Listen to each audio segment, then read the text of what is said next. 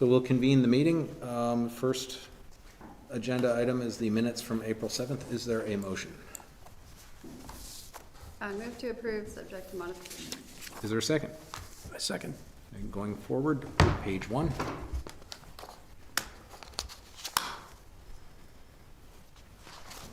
Page 2.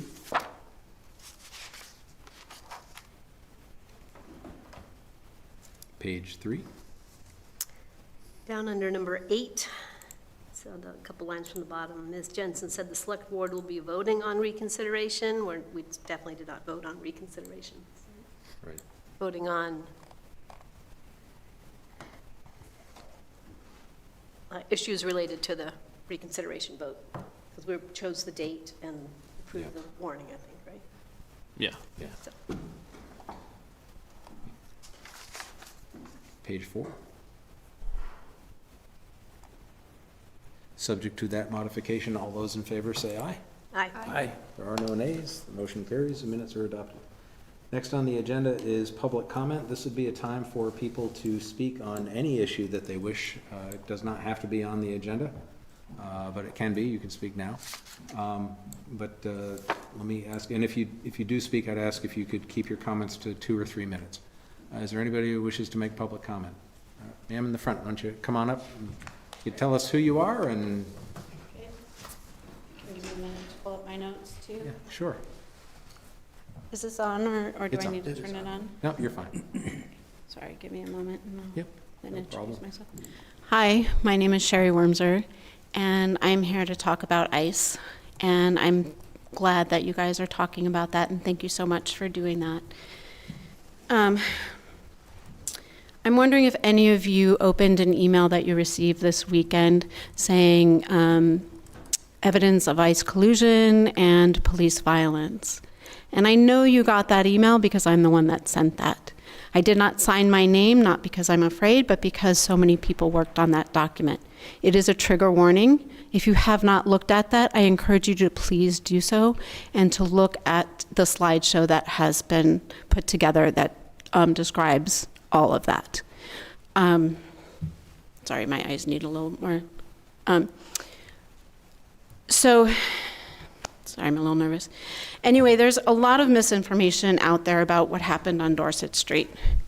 And here in Williston, you guys have an opportunity to do things differently.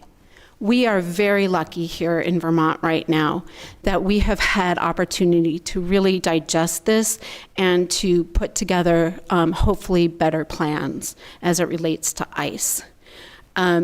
However, what has been happening in most of the politicians, police officers, media, and many of the community members have given out much disinformation, and that is harmful not only to the people who are targeted, but to the communities as well.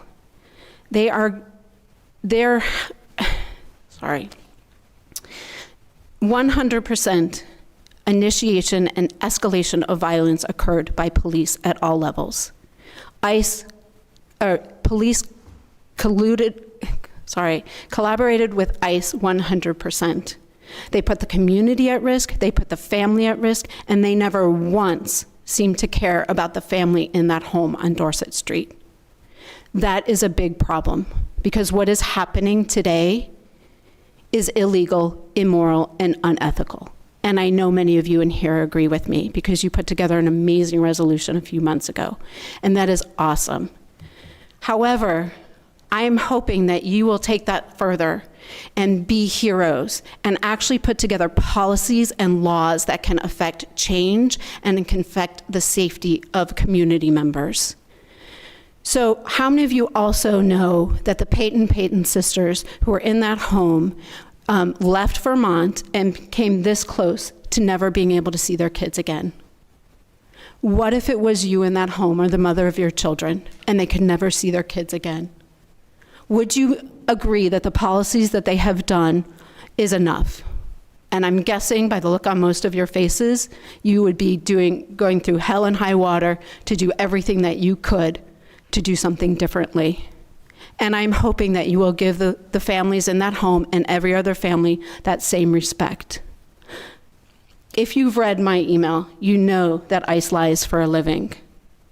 You know that they have done illegal things.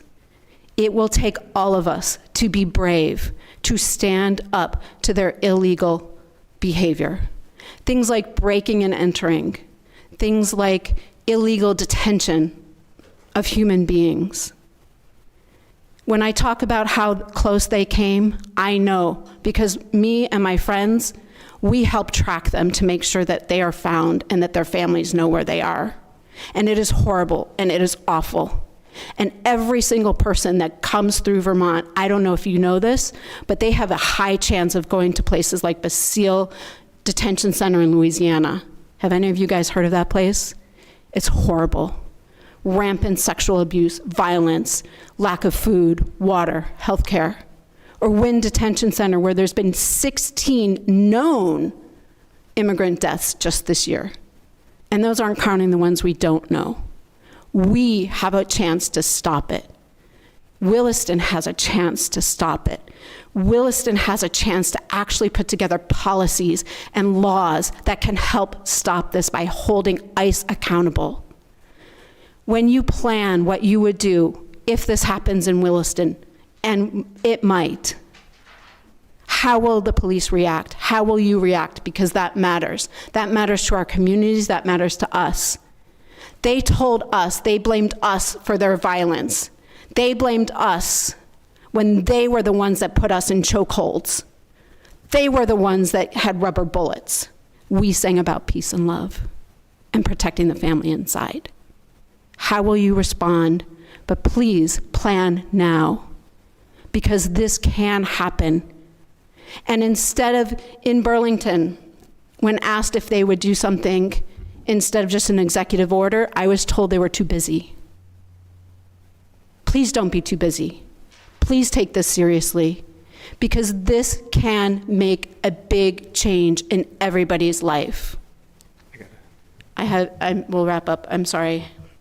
I just have another thought. I've also heard that people have said that it's impossible to stand up for ICE. And I look around, and I bet you guys have told your kids, Mommy, Daddy, what does impossible mean? It doesn't mean impossible. It means I'm possible. Please be possible with us and make change. Thank you. Thank you. Are there any other public comments? No.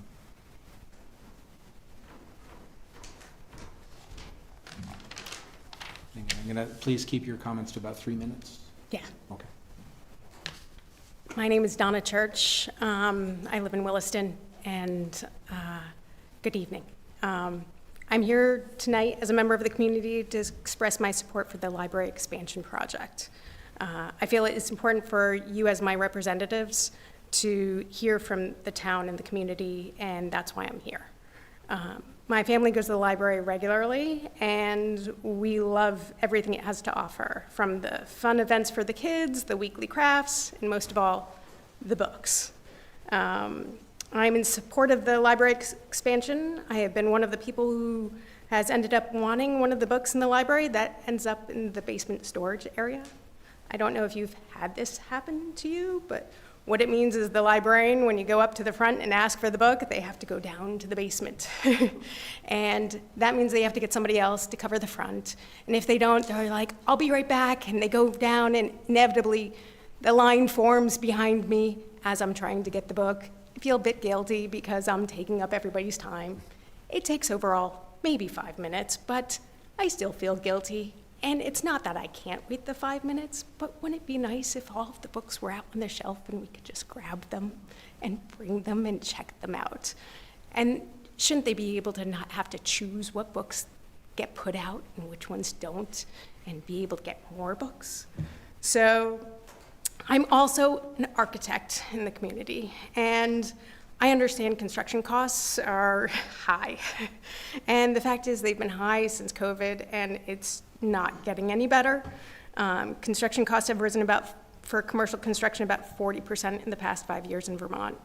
And if we push off this expansion another 5 years, instead of a $13.9 million project, we're talking about a $20 million project.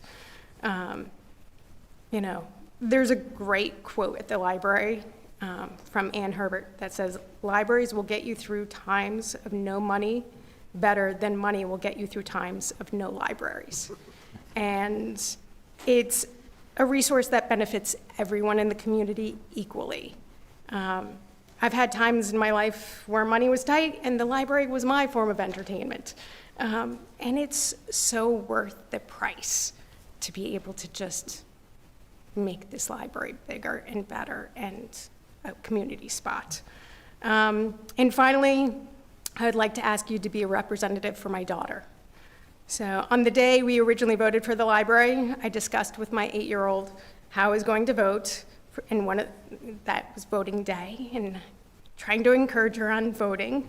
And I said, one of the voting items that we're voting for today is the library expansion. And she said to me, "Mom, I wish I could vote because I want to vote and I really want the library expansion." And so I'm asking you, everyone here tonight, or if you're on Zoom, to please be an advocate for my daughter's wishes. And, and all the rest of the next generation who can't vote yet. And please join me in voting no on the reconsideration vote. That's going to happen on Tuesday, May 19th. Thank you for your time. Thank you. Does anybody else wish to make a public comment? Yep. Yeah. Try to keep it under 3 minutes. Yeah, I think I can be short. Hi there, I'm Dylan Hornerbrook. I moved to this community about 2 years ago. My parents moved here about 3 years ago. And I want to talk about the library expansion because the library was my first entrance into this community. Through the offerings there, whether it was meeting with my local Senate members, with Angela and the meetings that she regularly held at the library, to going to adult tabletop night, which is just a place for people to play tabletop games. These offerings and these points of community are very important, and keeping them free and available really just give more entry points to people building community in a time of real isolation. I can tell you I've moved 4 times cross-country for work in my pretty short career by the standards of a lot of folks. And, when you move around a lot, you stop putting down roots. And having these points where people can really come in and invest in the community and feel like they're being a part of the town is really important. And I've talked to other folks, concerned parents whose children use it all the time, but what concerns me a lot, not even just about myself, is my mother got involved with a book group there. And as she's getting older in age, having events that she can go out and be a part of, that my dad can go out and be a part of, they really matter to me. So just keeping these spaces that are open and available, and I can go on a list of other things, how third spaces are important and rapidly dwindling. I can talk about, the economic factors that raise housing values for everyone around when expansion projects like these go on and on. There are so many good points, but I think just at the end of the day, I want this for me, and I'm going to be a little bit selfish about this, and I want this for my family. So once again, I think it's just important to restate the date. This is going to be May 19th. It's going to be an all-day vote over at the Armory. If you are in support of the expansion, please remember to vote no, because we're voting on the reconsideration, not on whether you support it or not. You're going to see a lot of signs. And folks, please respect the signs. We've already heard some stories on Front Porch Forum about signs being taken away. So let's all be civil. But yeah, that's my support for the library expansion. Thank you. Does anybody else wish to make a public comment? Is there anybody online? No. No? Okay. That would bring us to the next topic, which is interviews and appointments. We have 3 candidates for 3 different positions for the DRB, the Housing Committee, and the Cemetery Commission. I'm wondering what's the board's pleasure? Would we call all 3 up at the same time or separately? We could do them all at once. Okay, dude. All right. So with that, let me ask, Dylan, why don't you come on back up? Is Owen? welcome. Where are we standing? See you sitting. Tim Ross? Tim gets the trick chair. There you go. Well, thank you for coming. And thank you for your interest. So, just, Dylan, you've introduced yourself already. You are a candidate for the Development Review Board. Owen, your Housing Committee? Yes, correct. And Tim, Cemetery Commission? Correct. Okay. So I think what I'd ask is for each of you to give a brief introduction of yourself, your little bit about your background and why you want to be on the respective committee, and then I'll start off the questioning with the awkward question that I have to ask, and then we'll go from there. So Brief, like 2 minutes, right? Like, yeah, because we have your stuff and we've Yeah. read it, so just, yeah. so we put some faces to. I can be real quick. I'm Tim Ross. I live in the village of Williston. I was on the Environmental Commission, had a conflict change in schedule, permanent change in schedule, and quite frankly, I wasn't competent to be on that committee anyway, but I want to be involved. I am interested in being on the Cemetery Commission and like to do my part in the community. Okay. Thank you. Owen? Hi, my name is Owen Golden-Bogan. I live in town Williston. Actually, you turn that off. Can you click it at the bottom? Thank you. Yeah. There we go. Is that better? That's Okay. good. My name is Owen. I live in Williston. I grew up in the area. I'm a financial advisor in the community, and I experienced the people that are interacting with our housing situation. Also, as a younger person in town, I see many of my friends and peers having to leave because the housing market doesn't support it, and that's too bad. So I want to be involved in that. Great. And then, hi there, Dylan Hornibrook once again. So yeah, I moved into town recently, and I just, similar to Owen, I really like advocating for more progressive housing policy, and I know that housing is a really difficult institution, and I figured a great way to learn about how it happens at the local level, because obviously I can sit at home and watch videos and learn theory, and we can talk about the Preston model out of the UK, we can talk about council housing, but getting your hands dirty and actually learning at a local level, I thought the Development Review Board would be a great step for me to be able to learn more about the application and the growth management of the city. Great, thank you. So the first question I'll ask, it used to be asked by our Select Board member Jeff Fears, and he had the courage to ask it, but it's about conflict of interest. And the idea is that in a small town like this, everybody wears multiple hats, and it's always possible that your role as a town volunteer on one of these boards might actually present a conflict of interest. So it's a two-part question. What would you do to, how would you recognize a conflict of interest, and what would you do if a conflict of interest arose? So actually, let's just go straight down like before. Yep. I'm a financial advisor, like I said. I'm a registered representative through FINRA, and so I need to keep my job, I need to disclose any conflicts anyway. So I've already reported that I'm having this conversation. We are trained on recognizing and disclosing these conflicts. So if there's anything securities or bank related, I would, through my job, have to recuse myself from that vote or that conversation. Are we assuming that Tim doesn't have conflicts? Tim. On the I'm not quite sure how I'd answer that, but I have no plans of being buried in any of the cemeteries, so, and I won't advocate for any family members or anybody I know. I promise you that. Yeah, I think this is a pretty straightforward for me. I don't have many conflicts of interest that I could even think of. But if the case they arise, it's just open transparency. I'm not someone to keep things knotted up. I'm really much more invested in the growth of the community than I am in my personal growth. I'm going to be just fine, but, I think the area needs more help than I do at the moment. So if a moment arises where I ever felt that I had a conflict of interest, I've got no qualms in recusing myself in whatever severity is necessary. Great, thanks. Questions from the board?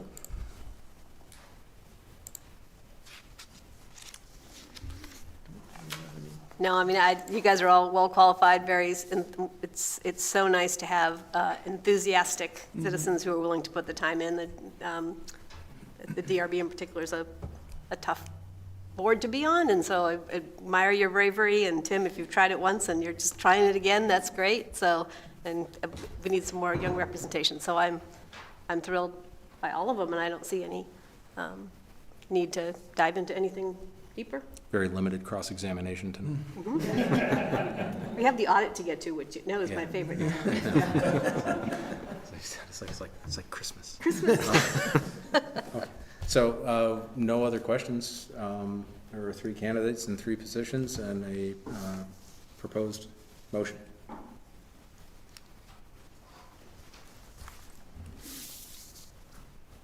All right, this is what we need Greta for. Greta's gonna be disappointed, by the way. She's always trying to get someone on the cemetery commission. I don't know what it is.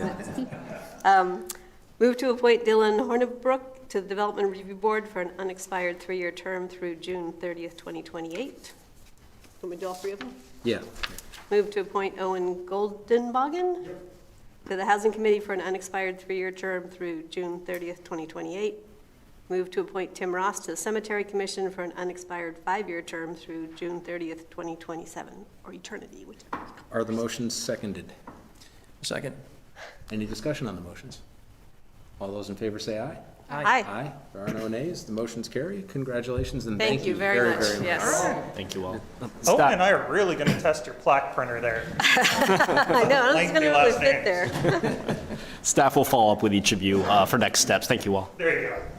So, actually, I'm wondering, if we go to the 755, item 7, the temporary event permit, Justin, if you could, if that's okay with the board, if you can take that out of order, come on up.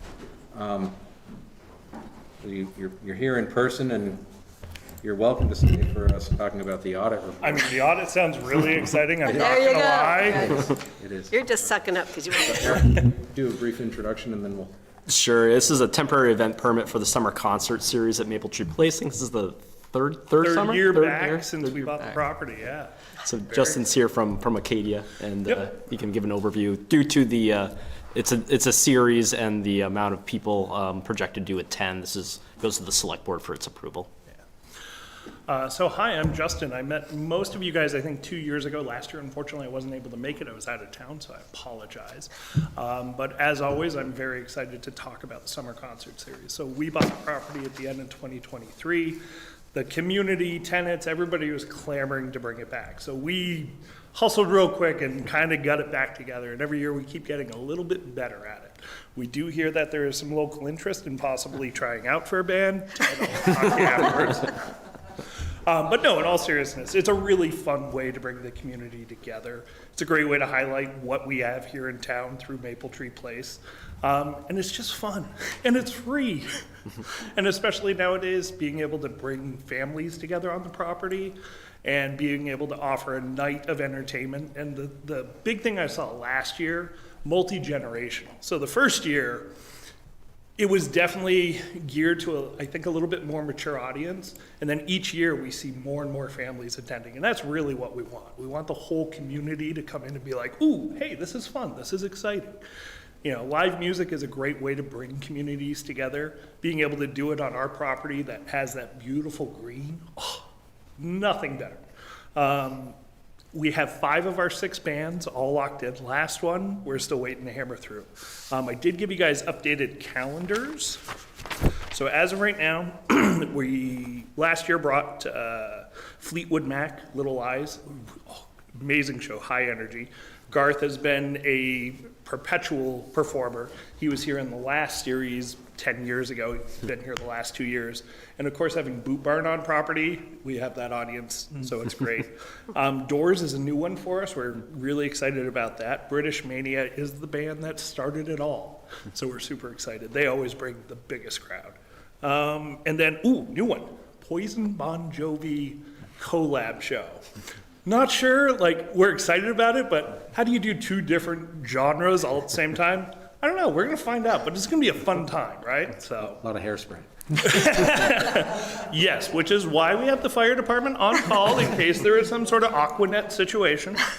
For those of you that are watching at home and don't know what Aquanet is, how you launch potatoes out of little potato guns. So, what sort of questions do you guys have? Questions from the board? Are you guys going to come? Going to hang out on the green? I hear every year, it's so much fun. Everybody seems to love it, so. And it's been growing year to year. We're still not kind of over the threshold that I'd like to see us at, because there's so many new housing developments here in town over the last few years. We had a great connection with Finney Crossing. Their kind of property manager allowed us to advertise the shows with their tenants, and that was great. I think that's what really helped us get some more of the families attending. So we're just continuing to try and find ways to draw not just Williston, but other communities into the events as well. And then is there a better way we can partner with the town to make this event beneficial for everybody in town? That's really where I guess kind of more for you, Eric, like what can we do better for that partnership? And I didn't mean to put you on the spot, sorry. I was good. I've only heard good things the last couple of years, so we appreciate being able to put these events on for the community. It's really important. But yeah, if you guys have questions. Last time you guys asked me a bunch of questions about the property, not the concert series, so I came prepared to field whatever you guys had. No concerns from, No, we've had staff reviews all these. They've supplied their comments, I think, similar to the last couple of years. Parking, traffic flow, safety for food trucks, and we haven't had any concerns the last couple of years. They do a great job. Other than one mulch fire that had nothing to do with the event.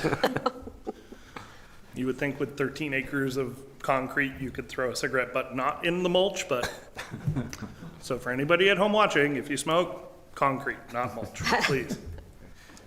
And then they're done by 8:30, right? So there's really no. Yeah, there's only, the British Mania one is the one that goes a little bit later to the 8:30. Almost all the other ones are done right around 8 or a few minutes before or after, so. No concerns with noise violations. And the nice thing is the way the green is situated, we have buildings all around it, so it really kind of contains it, which is really nice. So if no further questions, there's a proposed motion.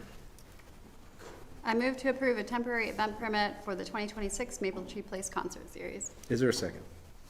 second. Any discussion on the motion? The only thing I'd say is we'll talk later about your knowledge of potato cannons.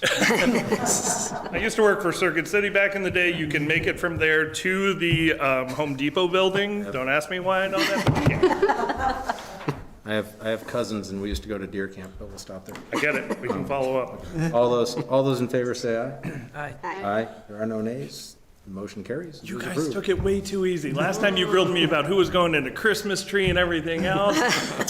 All right, well, I guess you'll just have to come to the concerts to hear about all the new tenants coming. Ooh, All right, thank you guys. Thank As you. always, we appreciate the support. Thank you. thank you. Justin. I'm not gonna stay for the audit, I'm so sorry. Oh, jeez. You can watch it later. Yeah. If you- It'll be on YouTube. Thanks, guys. Have a great night. And that does bring us to the fiscal year 25 audit report overview. So Shirley? And I'll get our auditor, Yeah. Rico, connected here. That nobody wants to stay for the audit report. They just don't get it. Yeah, they just don't get it, Gene. The board's been given a hard copy Thank you. this evening, Sherry's and still here. it's online as well. I just want to just thank Shirley and her team for the work. This is a huge lift every year for the town to do, and they do an excellent job with this and managing our finances. So. And I understand, have we been joined by Rick Brigham? Rick, is that you online? Here he comes. There he Yep. is. There we go. Okay. Welcome. So, He'll take it away. okay. Hey, everybody. Thanks for having me here tonight. Yes, I want to spend a few minutes tonight going through the 6/30/25 audit report. I'm just going to dive right into it. My goal of tonight is just to go through several of the key parts of the audit, kind of explain what a lot of the pieces are, not get into any of the nitty gritty, but give you really the highlights. There's a lot of information here, 73 pages. This whole financial statement that you're sitting with, it's really the responsibility of the board, management, staff there, all the work that goes into it during the year as far as procedures, controls, booking transactions, year-end accruals, all that stuff that goes in to the processes to put this report together. And then with that, your staff actually creates this financial report, which is unusual many of my clients do not actually do their own financials. The town of Williston does that extra bit where they actually create their own financial statements, which is phenomenal as an auditor because technically my job is just to do what we look at on pages 1 through 4.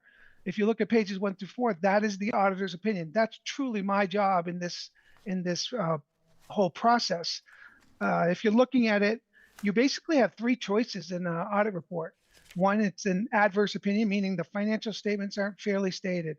Number 2, it's a qualified opinion that the financial statements are fairly stated except for something.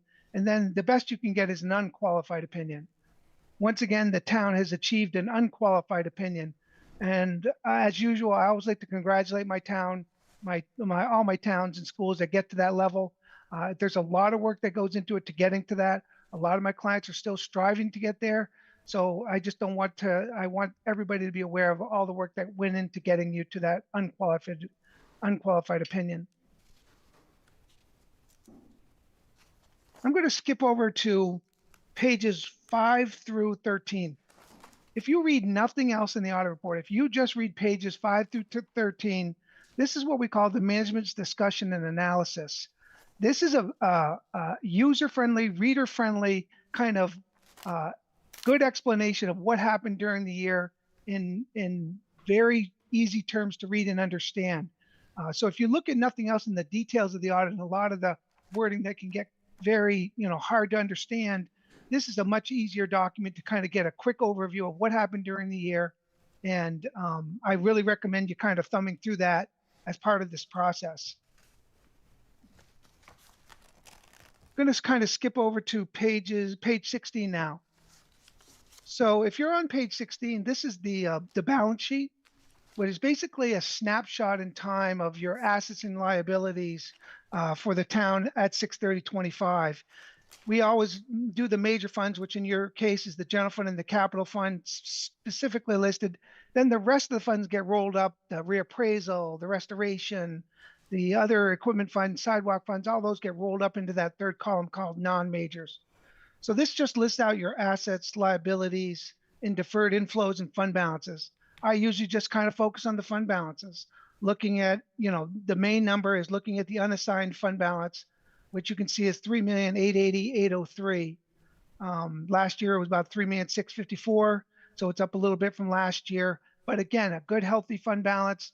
I know GFOA always recommends, 28% of budget, 25% of budget, and you guys are right around the 26 level, which is right in line with what GFOA would recommend for fund balances. And then looking at the fund balances of the capital fund, you'll see you're at 3,308,455. Again, up from 3,579,999 last year.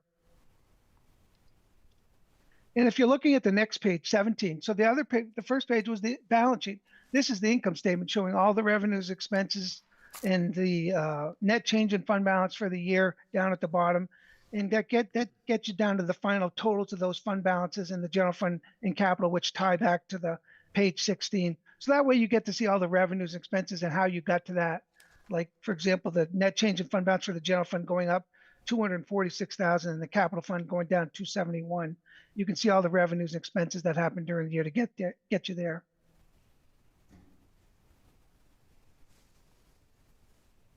Kind of looking at the same thing. If you're looking at page 19, you have enterprise funds, your water and sewer fund and stormwater funds. So those are all sitting here kind of going through the same kind of process. Page 19 is your balance sheet, assets and liabilities minus, to get to your net position. So the net position in total is 9,977,938. What I usually focus on is the unrestricted position because the other part of it is the net investment in capital asset. Those are all things you can't sell. Those are in the ground. Those are, facilities.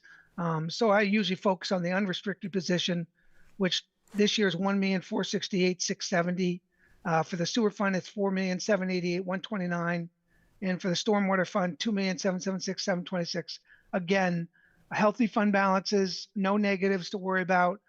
So nothing really concerned me in kind of looking at those numbers. Again, kind of looking at the next page, page 20, revenues and expenses that show you how you get to your net changes in the fund balances. If you're looking for where the user fees, all the different expenses, A lot of the money that's spent here, obviously, is the purchased water, but you can see all the revenues and expenses coming in through all those different, 3 different proprietary funds. If you want to get a deeper dive into the financial statements, pages 24 through 52 are what we call the notes to the financial statements. So if you're looking for a deeper dive into cash, what's secured, what's collateralized, if you're looking at what fund balances can be spent on, what are restricted, what are assigned, debt turns, capital assets, depreciation, all the much more detailed information is in these notes to the financial statements. So if there's specifically something in the balance sheet you want information on, these pages would help you kind of get a way deeper dive into those numbers.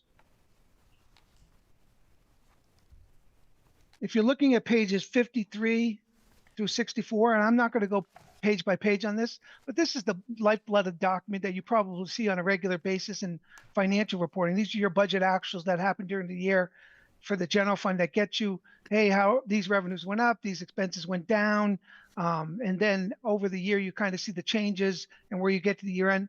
Our adjustments were very few, so there was probably no adjustments we did to the audit report that would have affected these budget actual numbers, which you've been seeing right along the way during the year. So I expect nothing in those budget actuals is going to surprise you.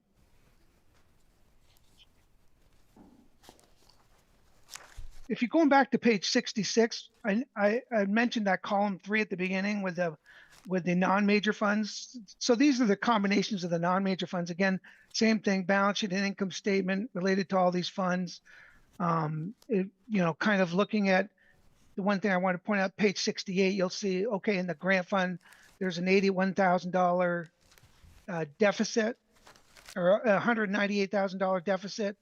But the reason that is because some of the grants didn't come in 60 days, so you have to defer them. Once that money comes in, probably in like September, that fund balance gets cleared out. So there's not really a deficit in those funds. It's just for governmental accounting, that rule sticks in place that you have to create that liability for something you don't collect in 60 days to pay bills. So again, there looks like it's a deficit, but once that money comes in, it clears out the deficit right away.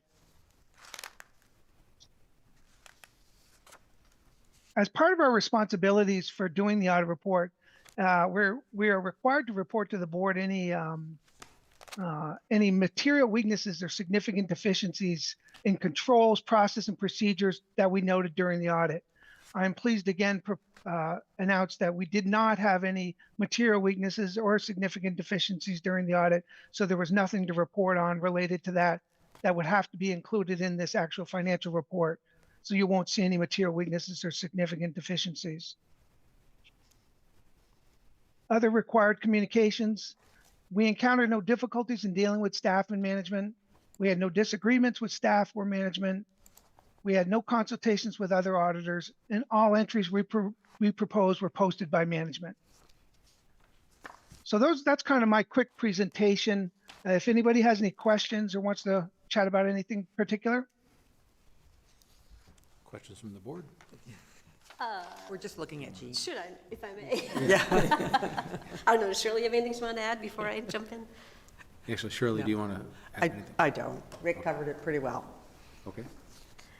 I guess this one's for Rick, then probably the other ones are for Shirley. But, and by the way, Shirley I'd have a lot more questions, Rick, but Shirley answered all 17 of them yesterday, so I down to only a couple. Thank you, Shirley. You're welcome.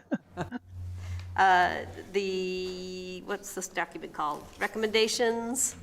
They seemed, I know we've had the policies on our list for a while to get them done, Shirley, right? But Yep. In documenting internal control systems, the fraud risk assessment, is anything, these kind of strike me as nice to have instead of urgent to have, but what's your take on that, Rick?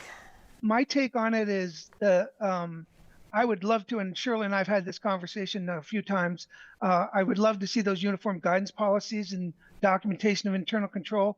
And the only reason I really want to see those is because if a grantor comes in and wants to see that kind of documentation, they may start getting more stringent about saying, oh, well, you can't get this grant because you don't have the uniform guidance policies.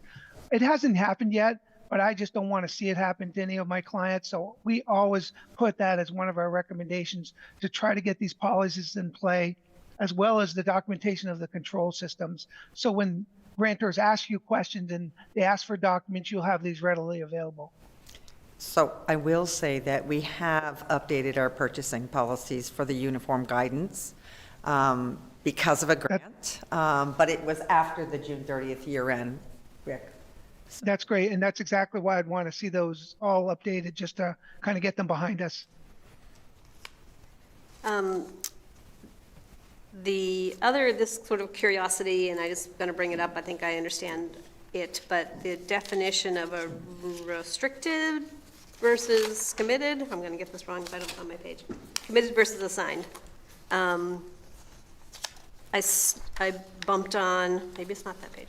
I bumped on, there was one that said, voters have committed, this is this, and I'm like, well, that was not a separate standalone article, so why are we saying that voters have committed that? And I think what I've puzzled out is that can you help me, Shirley, is it committed or? You were asking about committed the other day. Right. So, So there's some things like the capital, money that goes to the capital fund, the housing trust, anyways, we have the $16 million budget. Only certain pieces of it seem to fall into this committed by the voters, because the voter just votes on the bottom line, essentially. But I think I figured out that we put it in committed if the budget includes this amount of money with the intent of going to outside of the general fund, to a different fund.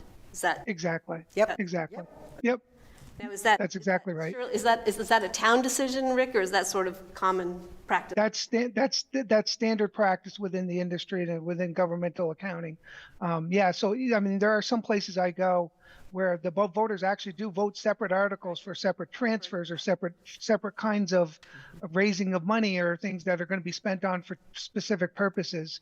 But then the other portion of that is, hey, within our budget, these are ones that are clearly identified as transfers to capital projects or specific funds that we've set aside for future use, and those would also be committed. So the select board could decide, I know we don't do budget transfers often, but the select board could say, wow, we're in big trouble, we're going to move money from Rick's budget to this budget, but if it's in the select board has the ability to do that if it's not been committed to by voters to a different fund, even though by voters is. Yeah, usually the amounts you move by the board would be assigned fund balances, right. Typically. Yeah, okay. The other one is just a curiosity, and this one I honestly have to say, Shirley, I tried to follow yours and I couldn't quite get to it, but there's note 4 has got a cash. And it's split between cash and investments, which is our CDs, right? correct. Yep. And so it says we have, if I'm reading note 4 correctly, it says we have $12.5 million in cash and only $7.5 million in CDs. I'm just wondering and that is an internal policy, I'm sure, unless Rick's going to tell you you're being foolish and he's going to ding you on it. But it seems like we could figure out with a fairly stable $16 million budget how to invest more in something other than cash. Have you guys talked about it, thought about it? Well, I'll say that Chad, one of the partners with Rick, has recommended that we pool all of our cash back together for investment purposes that way. I haven't got there yet, Jean, to really think about that, and then you just leave do frums in all of your funds instead of actually holding cash balances there. My concern there is the desire to use that cash that already has a hold on it. So, we'd be keeping schedules, using the do frums of the cash that's not available. A lot of that balance is in a sweep account, so we're earning a higher rate of interest at M&T. So, and it fluctuates. I'm actually surprised we have that much cash at year end, because that's our time when, for just general fund operations, our cash balance in May gets very low. through June, because our last tax payment is February, so we're going February all the way through July with really no significant cash inflow at that point. So even some of our CDs we have them set so they mature prior to the end of May, middle of May, so we know we have adequate cash to get us through until the next tax payments start coming in the middle of July. So, but we can definitely look at it for additional funds, but, all like the special funds we work with the committees for those. There's some water sewer funds I usually work, or the utilities, I usually work with Bruce on those. And just in terms of projects and projects timing. I mean, that just might be something Yeah. to, and I appreciate that Yes. putting this on top of everything else is a lot, but it seems like we have a $16 million budget. It's pretty stable, when things are going to happen. We've been doing everything for years. When that fire truck needs to get paid for. It doesn't have to be this fund needs this amount. It's, I have Right. $20 million in cash, and I know I'm going to need $2 million a month or whatever, right? So I would Yep. love to see more of that invested at a higher rate if we could figure out how to do that without Sure. totally breaking, Yeah. breaking the finance department. And the board has I just pulled it up with, the board has an investment policy. It's pretty high level for these things, but, if the board wanted to look at some of that as a matter of select board policy, we could certainly have that discussion throughout the year too. I'm happy to look at policy, but really it seems like what's more the practical aspects of it, because it could get a little tricky, but, okay. Well, those were the two that I thought other people might find interesting as opposed to the other 15 of them, but, which I found fascinating, but. Any other questions or comments for the board? I'm sorry, just one other comment, which is this, we got to figure out a way to get this done earlier. I would really like to have an audited number before town meeting, so.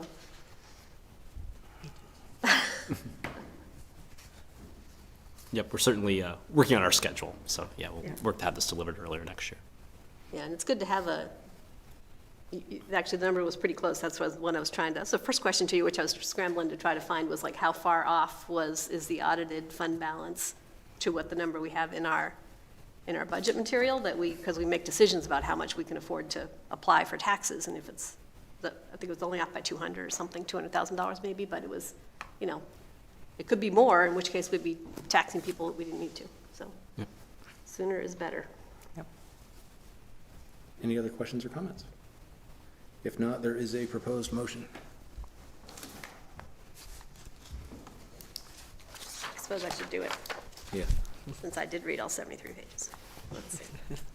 Oh, it's an easy one. Move to accept the FY25 audit report from Sullivan Powers. Is there a second?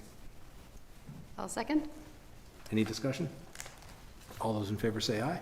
Aye. Aye. There are no nays. The motion carries. It is accepted. Thank you, Charlene. This is Yeah, a thank ton of you. work. Thank you, Shirley. Yes. Thank you. You're Thank you, Rick. Thank you, Rick. Thank you, Rick. Thank you, everybody. Jordan, Have a good night. Have a good night.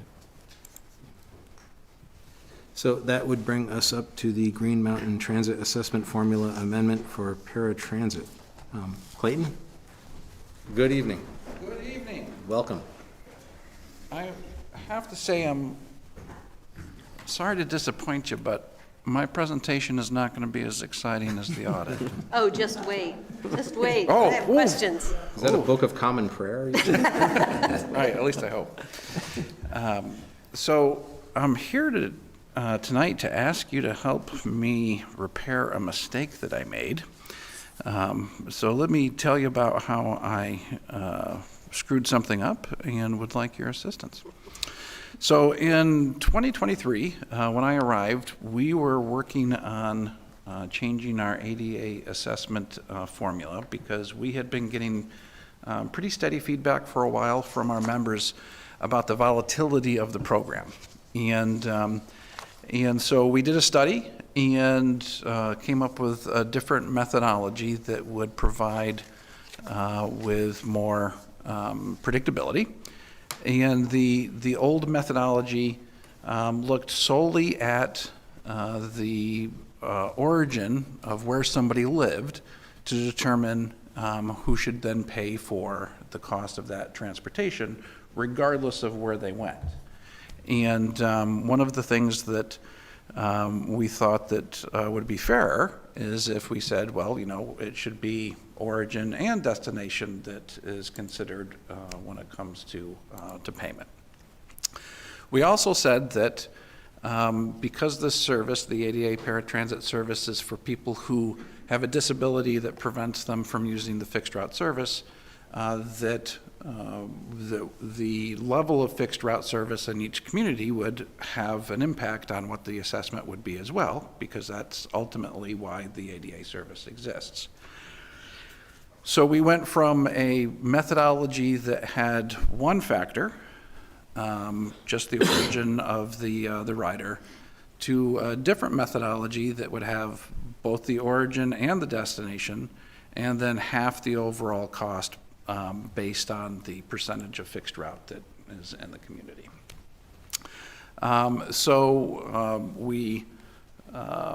The board looked at this, we implemented it, we've used it for the past few years, and the feedback has been pretty good because it's working. It's actually providing the greater, or not the less volatility. So where is the mistake? So in 2023, I had mistakenly believed that in statute, our formula for assessment, which we are required to get the approval of the select boards of our members, I thought that only applied to the formula for the fixed route service. And I did not realize that it also applied to the ADA service, which means that since 2023, we've been using an ADA methodology that I did not come to you and say, hey, can we use this methodology? Our statute requires us to have 75% of the members to approve a change in our assessment practices. And we discovered this past fall because Eric and the other town managers had been participating in an assessment reform where we brought in a consultant and they were going through things and they were talking about the ADA, and I'm like, well, the ADA is not part of the formula. So I learned through that process about this mistake, which is why then we asked in the fall, hey, we would like to bring this out to folks. We have the benefit of saying, hey, it's working, could you approve it now? And so 4 of our 8 members have already done that and provided a retroactive approval going back to the beginning of state fiscal year 25. And we would ask you to do the same. So, but before asking you to do the same, I want to let you know the details about how the change is impacted Williston. And so we have 7 members who contribute to ADA service. Milton does not contribute to ADA service because the only route that they have is a commuter route, and commuter routes are exempt from the ADA requirement. So this only applies to our 7 members with local service.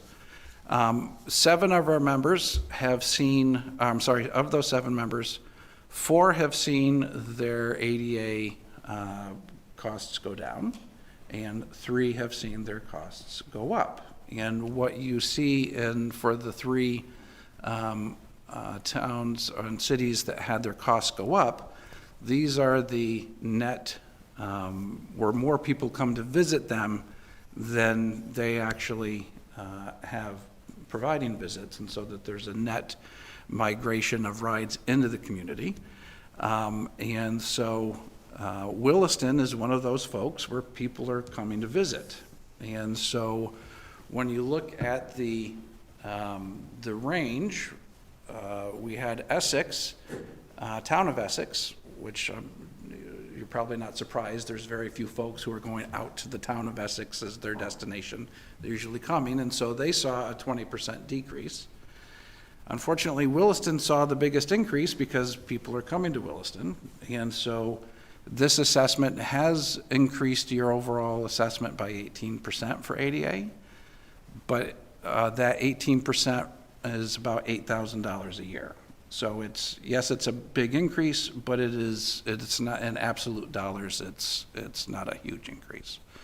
And so I wanted to make sure that you were aware that, yes, I'm asking you to approve a methodology change by which Williston is one of the partners that ends up paying more because of the service coming into the town. And so now I'm going to let the fireworks begin with your questions. And you certainly have a right to wonder what the hell is going on, that we're here a few years late. But please accept the apologies, and we'll get this corrected as soon as we can. And I'll share our alternate, Charlene Tallman's on Zoom if the board wants to hear from our alternate at all through the course of discussion. Okay. Yes. And usually I'm here with my support person, who is, it's an emotional support person, Amy, our board chair, who is taking advantage of the town, or the school break, and is gone. Questions from the board? I just have two. Okay. Oh, one question and a statement. First of all, I spent 73 pages of audit and understood most of it, but I cannot figure out this calculation that we are going to. Yes. So part of it is like, well, your town has 20% of the costs of the fixed route, and so you get 20% of the ADA. Exactly. Okay. Yeah, And and that covers half, 50%. Right. Yep. Then the other half is the average, I know you have to factor it all down to get to the right number, but it's based on the average outgoing trip, and then the other half is the average incoming trip? And so it's not the average, it's a percentage of the cost for each of those trips. Okay. Yeah, yes. But somebody is saying like, oh, well, Ted's getting up there and he needed a ride, so he went to UVM Medical Center, Yes, $17 yes, essentially. by town. Yes, For everybody who rides. yes, And then someone else is like, oh, well, they live in Charlotte where they don't have a Walmart, and so they wanted to come to Williston, and so that costs $27. except for this service only operates where we have our local fixed route, so Charlotte would be out of the range. Okay. But, Shelburne, better choice? but Shelburne would Okay. be, yes, So. yes. All right. So at least, and then there's some mathematics to make that all sugar out, but that's basically what it is. Exactly. That is a lot of, well, not in this world, I guess. That's a lot of data to be tracking. It is.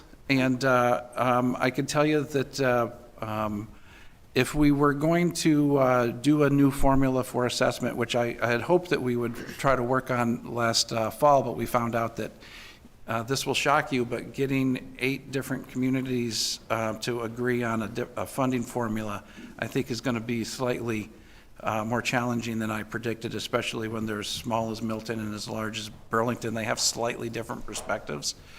And, but if I were able to redo the assessment, I would simplify it immensely, because I think that it is a little complicated to understand, and when it's complicated to understand, then people don't, they sometimes get grouchy about what they're paying for because it's not clear, and I do think it's, if I were to build this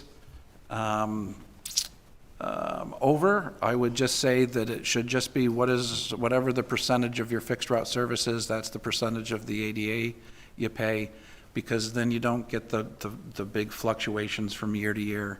But my understanding is that in times past, there's been a real hesitancy from our own members to want to be like, well, I want to pay just for mine. I don't want to pay for, for others.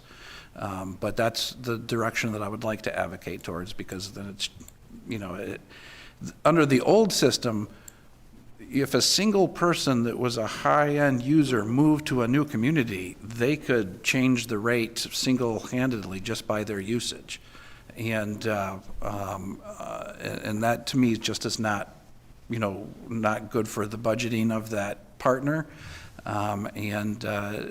It seems like then the costs are more the whim of, or not the whim, but the randomness of, just where people are living within the system. Well, I certainly appreciate anything that stabilizes the charges, because the fluctuations are very hard to deal with. But I do see it's a 5-year average on the first half, so. Yes. Yes. The other one is just a statement, I guess, which is the only reason that I read this as closely and grilling you on it is because I think a few years back, I gotta say, if you change it again, at least we know one thing, you will go get the votes before you do it. Yes. Yes. But you came back a few years ago, because I know there was some thought about changing the assessment for the fixed routes as Yes. well. And that also had some, which I'm sorry, I really don't remember, but had some calculations on people coming into Williston who were not Williston residents that we would be paying for because they were coming to Williston. And this 20%, number is probably what was going through my head at the time too. It's gonna go up 20% to pay for people who were not Williston residents. Yeah. So anyways, I'm not gonna get into that now because I know you're not asking that for today, but I just wanna go on record of saying I'm watching you. And I will let you know that unlike, for a fixed route, to me, it makes no sense to based on where people are going. It should be based on the hours of service in your community, is how I would do it. But, yeah.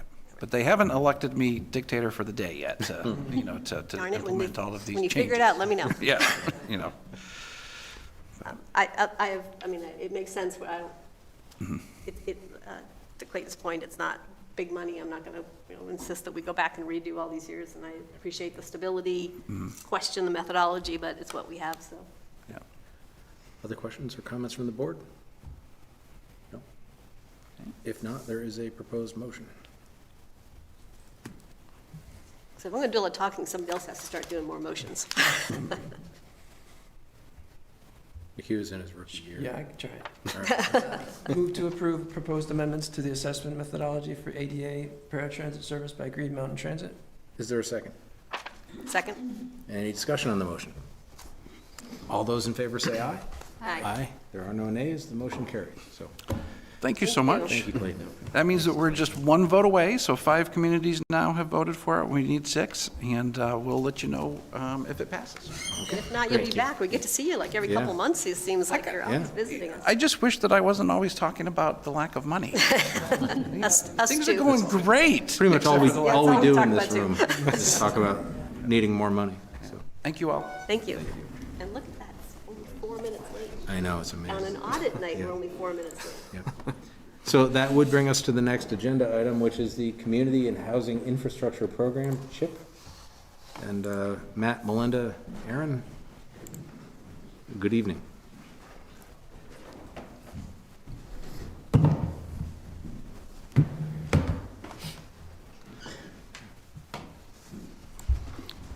So Erin is staffing us in the manager's office. I'll have her kick it off with our team here. Aaron?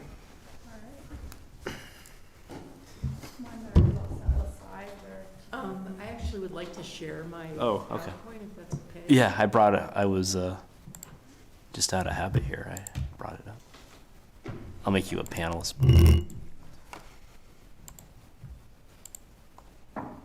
we get the IT stuff out of the way. Okay. That should work.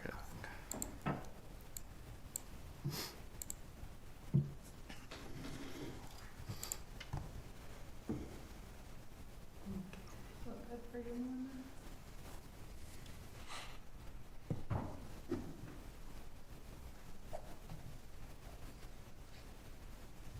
Yeah, now I'm all set. Okay, perfect. So, good evening. I'm Erin Dickinson. I'm the Assistant Town Manager, and I'm here with Planning Director Matt Boulanger and Senior Planner Melinda Scott. And we're here to introduce the Community and Housing Infrastructure Program, known as CHIP. This is a statewide tax increment financing tool, and it is designed to help communities unlock housing opportunities by investing in public infrastructure. Over the past few months, town staff have been working to better understand how this tool works and how it might apply to Williston. The manager's office has been coordinating that effort across departments to build a shared interdepartmental understanding. Planning brings the technical expertise and is helping shape the vision for how CHIP could be applied locally. And they're also looking at potential opportunities. We've also looped in Finance Director Shirley Goodall-Lackey, who is looking at high-level considerations such as debt capacity and reporting requirements. And as we continue to work, we'll bring in other departments such as Public Works, the Assessor's Office, and Public Safety. So our goal tonight is to walk through the basics of CHIP and hear your initial questions, your reactions, and any concerns you may have. As we want to support your understanding so you have what you need to provide us any future direction or guide us on next steps. I'll also note that Ellie brings familiarity with the program through her work with the Vermont Economic Progress Council. And so Ellie, if there's any point that you want to chime in and add any additional details, please feel free to do so. And with that, I turn it over to Matt and Melinda. Thanks for giving us an opportunity to share some information with you about this program. We're going to give you a brief introduction to CHIP, and then I'm going to show you some examples of properties in town that could be developed using CHIP, and then we'll talk about kind of takeaways and next steps. So CHIP enables municipalities to finance essential infrastructure that supports new housing development. It allows towns to access long-term financing without raising local property taxes, capture a portion of new property tax revenues from future development, invest in public improvements that directly support the creation of homes. So it's like TIF, but rather than being an area of town with multiple projects, it's really single project based. So why does it matter? Infrastructure is one of the biggest barriers to housing development in Vermont. CHIP provides a scalable, municipality-driven solution to this challenge by giving communities the financial tools to grow their grand lists, develop the types of housing most needed in the community, support economic growth and workforce needs, and to help generate an estimated $380 million in new education fund revenue over time without raising taxes. So how this works, municipalities apply to the Vermont Economic Progress Council to designate housing development sites. Once approved, towns can retain a portion of new property tax revenue to pay for infrastructure improvements for up to 20 years. Not less than 85% of new municipal tax increment, up to 75% of education tax increment for market rate developments, and up to 85% of education tax increment for developments with at least 15% of affordable dwelling units. Both rental and home ownership projects are eligible. Debt may be incurred by municipalities, developers, or third-party sponsors. So I'm going to go through a couple of examples here of properties in town. One example is a property on Essex Road. It's a 1.13 acre parcel, includes 2 separate commercial buildings. The primary building was built around 1985.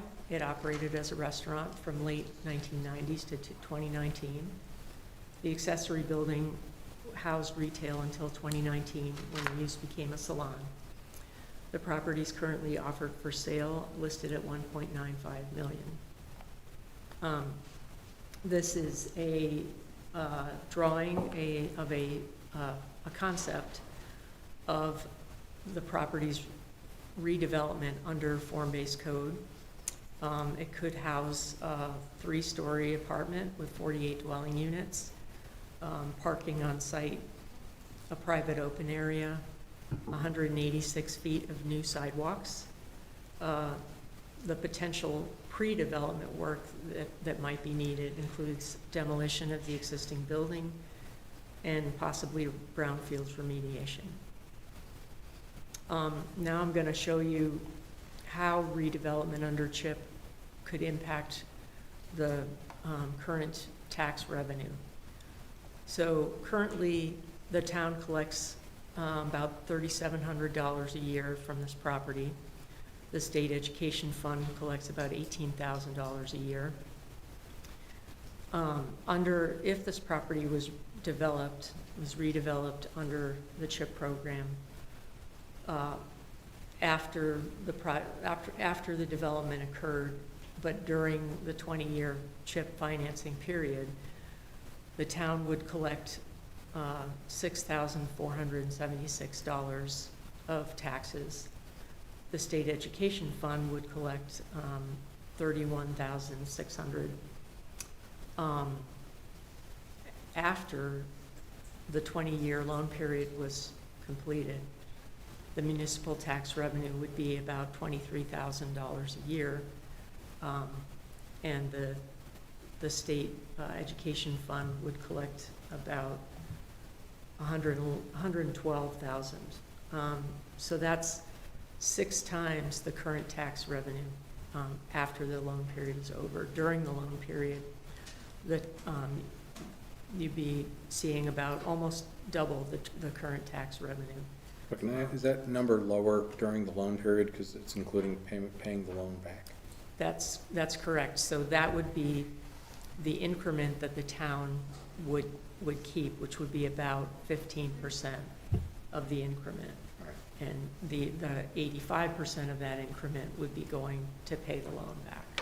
Thanks. Mm-hmm. The real power with the CHIP program is in the amount of money that would normally go to the state education fund. In this case, over the life of the loan, $1.6 billion would be going back into the town to fund needed infrastructure that would support that housing, but would also be a public benefit in and of itself. So things like new sidewalks, public streets, and of course the housing. Another example, the former state police barracks. So this site is a 2.8 acre parcel with a 21,000 square foot structure and parking lot. In the 1970s, a lumber company occupied the site.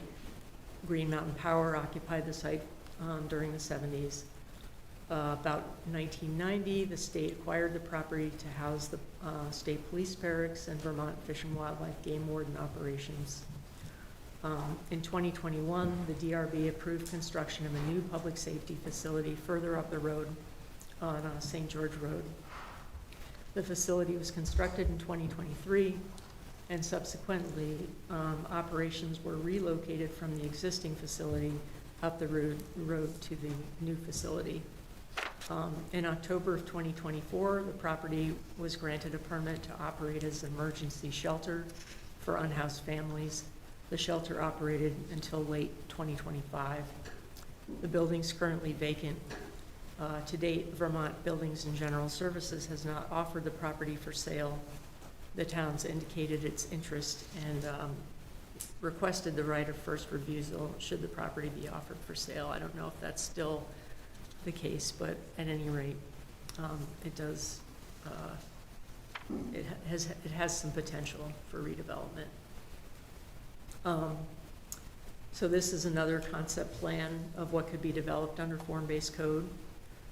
3 apartments containing around 100 dwelling units, parking on site, a private open area, 700 feet of new street and sidewalks. This is showing you New Depot Street. Whoops. Okay. Pre-development work needed includes demolition of the existing building and likely brownfield remediation. So again, here's another picture of how this impacts tax revenue. Currently, the municipality collects around $7,000 or so of, it's actually not technically taxes because the state doesn't pay taxes, but the town gets reimbursed through the pilot program. And actually, I think the state education fund doesn't, correct me if I'm wrong, but doesn't get anything from that property. I don't think so, but yeah, I have to check. So this is just a hypothetical as if it were paying taxes. So during the life of the loan, the town would collect about $13,000 annually, and then after the loan period is over, the town would collect $48,700. State Education Fund would collect $232,900 annually. Again, 6 times the current tax revenue. I think I'm still confused on Ted's question on what that prior slide is showing me, because we don't know what the loan would be yet, right? No, that's correct. This is just capped at whatever the potential increment could be if the town were to give back 85% of the increment, and if the assuming the state education fund would also be basically giving back 85% of the increment to the project. If the infrastructure loan costs less than that, then the loan would just be paid off quicker. So it could potentially be paid off before the 20-year period is done. But essentially, you have 20 years, and you can collect at most that amount of increment to go back into the project. And if Ellie, please correct me. That was right. So what we're showing here is that when you redevelop a project under a chip structure, the redeveloped property, even though for up to those 20 years of the life of the chip, it's only paying you, let's take the municipal tax, it's only paying you 15% of the tax on that new value that they just added. You're still getting more gross revenue off of that property, even during the life of the loan repayment, than you would if it just sat there and was not redeveloped. And then 20 years out or sooner, whenever that infrastructure is paid off, the pie gets bigger. So you can sort of think of this as there's a proportion between education and municipal tax showing with the two colors, but the pie gets bigger over time. Yeah, I mean, you're essentially, by redeveloping the property, you're growing your grand list. And even if you shunt some of that growth back into the project and not into the town and the state coffers during the loan period, you're still going to benefit. And then after the loan period's over, there's a tremendous benefit, if that makes sense.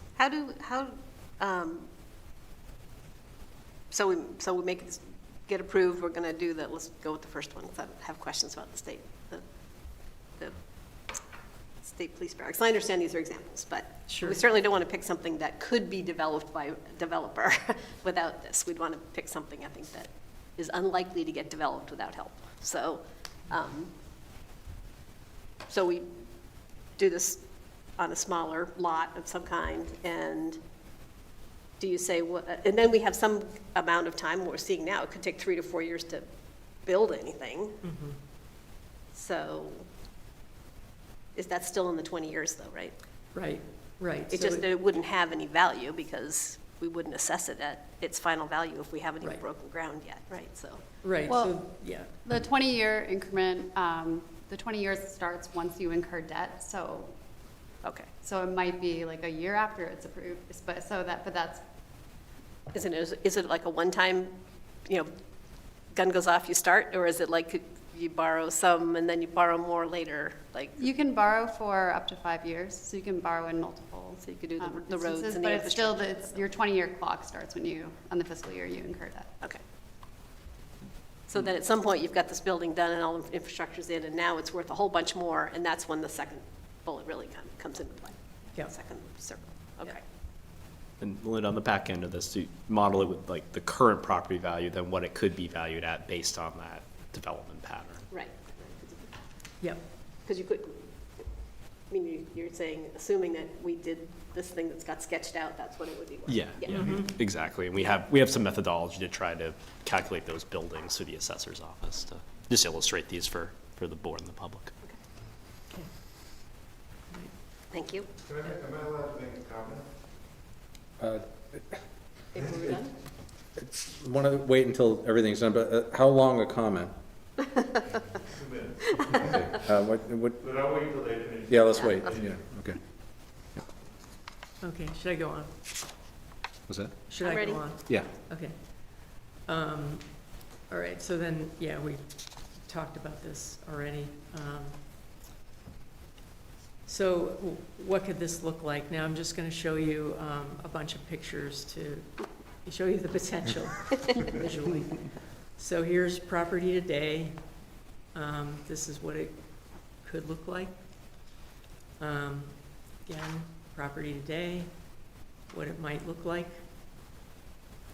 Property today, what it could look like redeveloped. Property today, what it could look like redeveloped.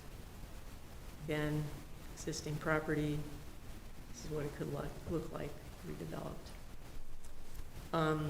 So to your point, Jean, you might ask, you know, why haven't these properties developed? Won't they develop anyway, sooner or later? And my answer is, if these properties haven't yet developed, they're not likely to develop anytime soon without assistance. And why is that?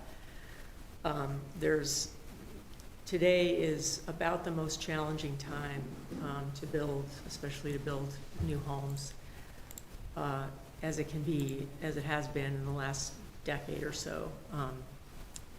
Construction, increasing cost of construction materials, there's labor shortages, there's interest rates skyrocketed during 2022 to 2023 and have been hovering between 6 and 7% ever since. The cost of land keeps increasing. So essentially those challenges make it really difficult to develop anything right now.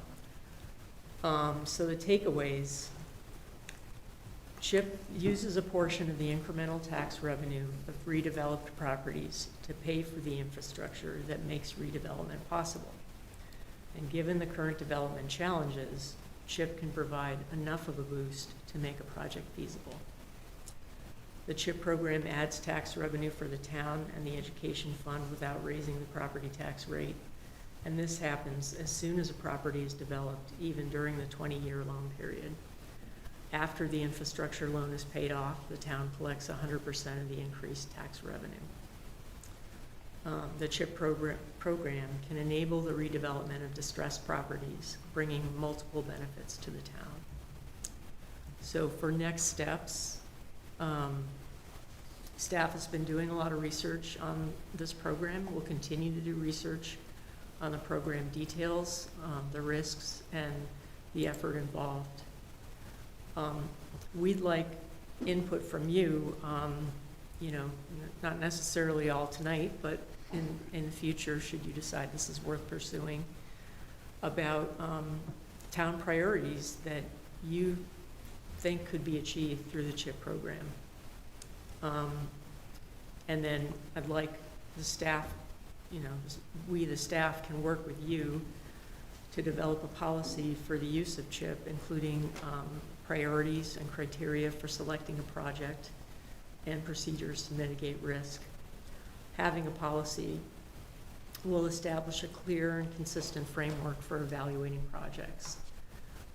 So you can consider a CHIP policy as a local guidebook for when and how to use CHIP. It should have a purpose and a stated purpose and guiding principles.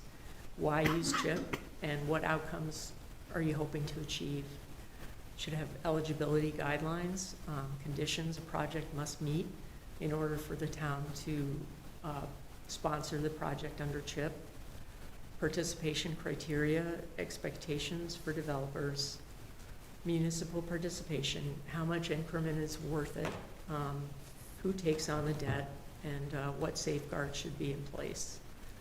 A municipal application and review process, submission, what's requirements and timeframes, and other requirements. And lastly, I mean, you can consider when you're looking at priorities, sort of balancing the goals that you want to achieve in the town against sort of how challenging a project could be, the difficulty or challenges involved in redeveloping a property. You know, are your main goals, you know, to capture a reasonable amount of tax revenue? Are your goals, you know, obviously housing is one goal. What kind of infrastructure do you want to prioritize? Do you want to prioritize public infrastructure like streets, sidewalks? Do you want to prioritize innovative projects like thermal energy networks? Are there other things that you want to prioritize? And do you want to prioritize kind of the properties that need the most help, like distressed properties that require a lot more work to get off the ground? So those are just some considerations that you might want to think about. And I will end it there. Sir, did you want to come up to that microphone and make a brief statement? Oh, thank you very much. I appreciate that. Sure. Good evening. My name is John Vogel. I live at Finney Crossing, and I'm also the president of the board of the Green Mountain Habitat for Humanity. So we're very interested in the CHIP program because, as you pointed out, and first of all, I salute the select board for building some knowledge on this program, which is just getting off the ground. It first came out in January of this year. So nobody's gone through the process yet. But at Habitat, you know, one of our goals is to double the amount we're doing. Some of it will be in Williston. We've bought a property nearby that will desperately need it. If you want to house your teachers and your policemen and those kinds of folks, the cost of housing is so high that you're going to need every bit you can get, including these infrastructure costs, in order to make the housing feasible. We get a long way with donated materials. We have an electrician who works for $1 an hour. Last year we had 1,000 volunteers who put in 33,000 hours, and still the cost of housing is out of sight for those kinds of people. So, you know, I salute you for, this was a great presentation, by the way. I looked at it, I learned a lot, because it really, really gets at what's key here. But if you're gonna build affordable housing, which is one of the key things, this program will be critical. If you want to fix up places that have, that are deteriorated and can't be like the annex built at $700,000 a unit, this kind of program could be awfully good. It's going to be difficult. Fortunately, you're not the first ones through it. St. Albans and Fairhaven have already started the process, and we'll see how they do. But this has the potential to really enable a place like Williston, in combination with somebody like Green Mountain Habitat for Humanity, to build the kind of housing that's desperately needed. Thanks very much, and thank you for the work you're doing. It's a complicated program, and I salute you for having figured it out as far as you have. Questions and comments from the board? Do we have developers banging down the door for this at this point? Or I'll even say just inquiring if we're going to do this in the future? There have been some developers inquiring, and we've had some conversations. I wouldn't say that developers are banging down the door yet, but there's definitely some interest. I guess the second statement, I guess part of it was like when you were saying all the things we should be considering in developing a policy, it's like, is there a reason that we should perhaps get in line faster than all that might take? I don't know if you've thought about that. Because it seems like that could take 6 months or something to really get everybody on board with all of those priorities. And I would hate to just lose out because everybody else got there first and the state said, hey, that's all we got. I think that it's valuable to start the conversation about what a policy would look like, and staff can obviously help shape that. And it doesn't necessarily have to be this is worth 2.5 points and this is worth 3 points. It's just, in general, there are elements, there are benefits and challenges to a CHIP project. So what's the degree of risk? What's the degree of town involvement? Is it public debt? Is it debt being taken on by a developer? Is it a project that will produce an affordable component? Is a project that's only producing market rate housing? And so just having some conversations about, well, we like this better than that, or we're okay with this level of risk, but this level of risk makes us a little more uncomfortable. Just starting to develop a policy like that means that if you are approached, let's say, by a private entity who says, I'd like to come talk to the Williston Selectboard about my project, and I'd like them to think about agreeing that they would endorse, become a partner on a CHIP project, and you could have someone approach you like that. The more of that conversation you have, sooner the better. And I don't know that a policy has to be 30 pages long here. It needs to be some guiding principles. Williston has a town plan. Probably CHIP projects should be things that further the goals of the town plan. That's because I'm the town planner and I'm always going to say that. Could be the housing committee or planning commission, whoever wants to kind of take on or be part of that, just use all that work we did to say, tie them together with the town plans rather than start from scratch, I guess. Jean, another thing just to your questions about if we want to get in the door sooner before the money runs out. The program is authorized for 10 years, and there's a cap of 200, VEPC is allowed to authorize $200 million in education increment per year. So the cap is very high, so there's not much danger of being shut out. Oh, good. It's good to know. I saw 380 somewhere. I thought there was something else. That's something else. My other question was about risk. Is the biggest risk that your project runs over, or what's the risk?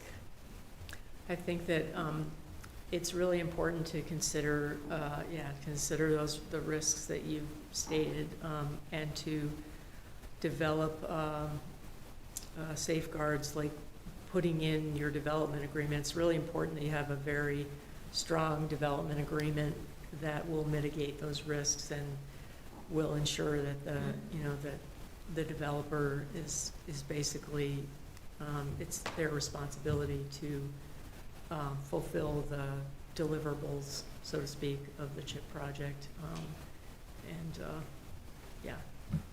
I guess there's always the risk that when the time comes for the payback, it's not as much as you thought, and so, Right. But now we're talking like, built it for 20 years, and now we're at 40 years, when I probably won't be on the select board, so. Somebody else's problem, Ellie's problem. So that's part of the issues, though, like the immediate risk of kind of a default or a project overrun in the near term, and then longer term, for some reason, you don't actually ever regain all the money that you were counting on. Yeah, and those are all things that need to be considered in a policy and in any development agreement that you create. And without being technical about it tonight, the application process through VEPC is designed to take the applicant through all of that calculation of risk. Because it's just like being a bank and loaning money. You don't want to loan money on something that's risky. Or when we were talking TIF with our consultant on TIF, says we want to see a TIF district that's a home run. You're building a lot of room into that. You're not cutting it to the razor's edge, and like if everything goes perfectly, because when has that ever happened in a construction project? Right. So but the existing process that anybody would have to go through because of the law and because of the rulemaking that's already out there is designed for that. So you can think about it that the state of Vermont, via the VEPC process, has requirements for what's an approvable CHIP project, and where your policy making could come in and say, well, Vermont is okay with all of these CHIP projects, but we're really focused on this maybe slightly narrower subset of CHIP projects. And it might be about your risk, it might be about what's being produced, it might be about who takes on the debt, or the level of challenge of the property that you're looking at. Maybe Williston is mostly interested in these really sticky, really difficult to redevelop projects, or maybe Williston is saying, if it's housing, it's housing, and we want to see it. Yeah, both of those. Yeah. that basically addresses my main, I don't know, it's a question that could be answered tonight, but I think of like 2 examples in the state, just off the top of my head. One is the pit in downtown Newport, that's from EB5 related fraud. And the other is the pit that was in Burlington on Cherry Street, forever. And that, my tangential understanding from talking to people who knew stuff was that it was more that the developers of that started fighting with each other over, who was going to do what, how much they were going to get as a rate of return, et cetera, and it froze everything. And, just footnote on that is it seems like when you have a developer that is big enough that they can say, well, you know what? I don't care, close the Strait of Hormuz, whatever, then everybody suffers. And if you have one too small, they could default before they get the Yeah, building. so I just, whatever, if this goes forward, I'd say the vetting process has to be really stellar. But that's the only, I think this is a wonderful thing to continue exploring. And I'll add, we're really fortunate in that there's a lot of people advocating to make this successful. So VLCT's been also a very great resource. They got a grant for $500,000 just to be able to support municipalities and see this be a success. And they're actually drafting like a model policy so that we don't have to start from scratch. We can see what they've just put out. It will customize it or what have you, but we're not alone in trying to figure this out, which feels really good. And there's a lot of resources. So I think Eric did include a link to those resources, and then they also link to Bepsi as well. So some homework reading. But yeah, we have a lot of good resources. So we're not scheduled to take any formal action on this tonight, but are you looking for more input than the wisdom we've already shared? But what I'm hearing is the board thinks this is a good program to continue to research and pursue, and staff can come back with probably the beginnings of some policy guiding principles in the next couple of months. Does that sound about the right direction right now? Good. Okay. All right. Thank you. Great. Thanks for your time. Thank you. Effort. Thank you. Thank you.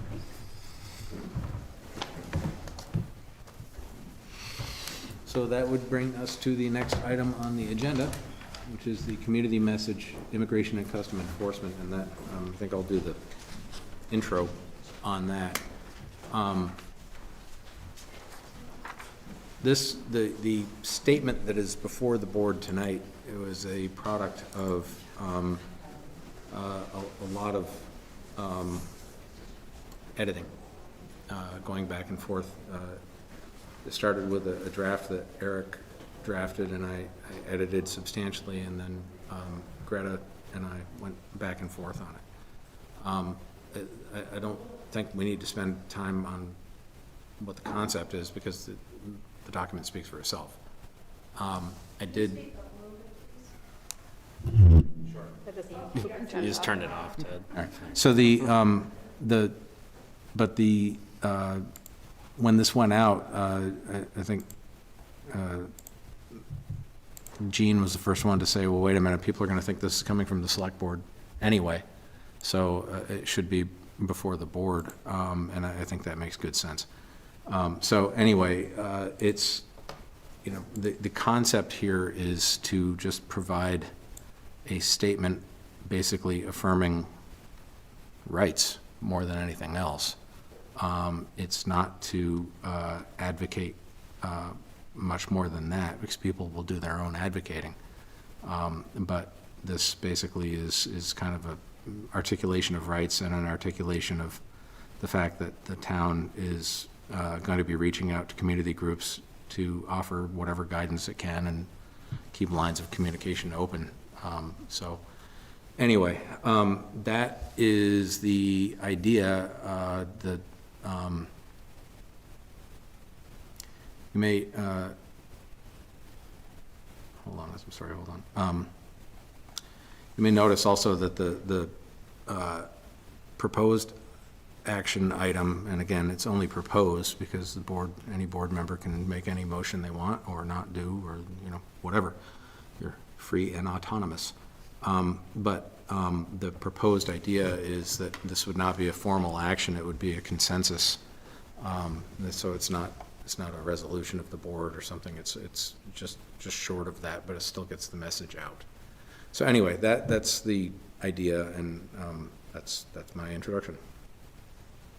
So thoughts, comments, etc.? Bueller?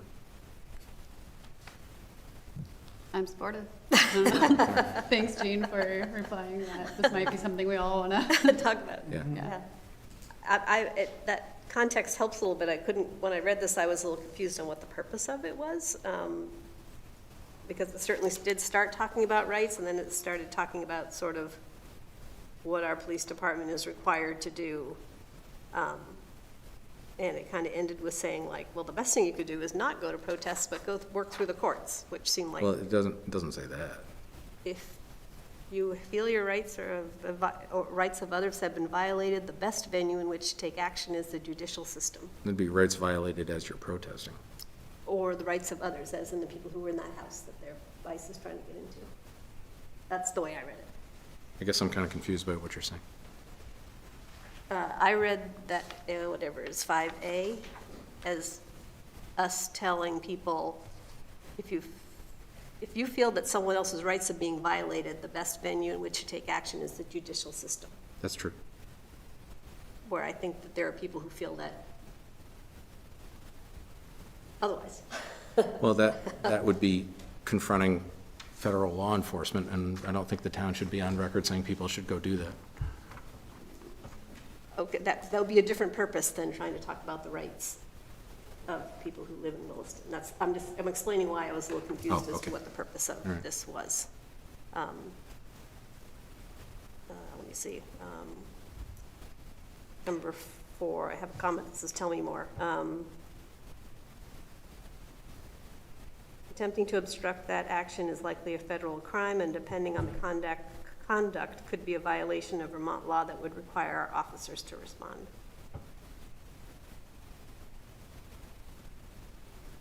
So obstructing federal crimes are, I think this is just the conundrum that towns and police forces are in right now. We're saying we'll not aid ICE in its enforcement action, and yet we're required to keep federal officers safe and to keep protesters, citizens, from attempting to obstruct the action of the federal officers. And that just really is where I think the clash comes in. And I don't have a solution, but that seems like the reason that I was muddled reading this thing is it's just trying to do both. And I struggled with the message. Okay.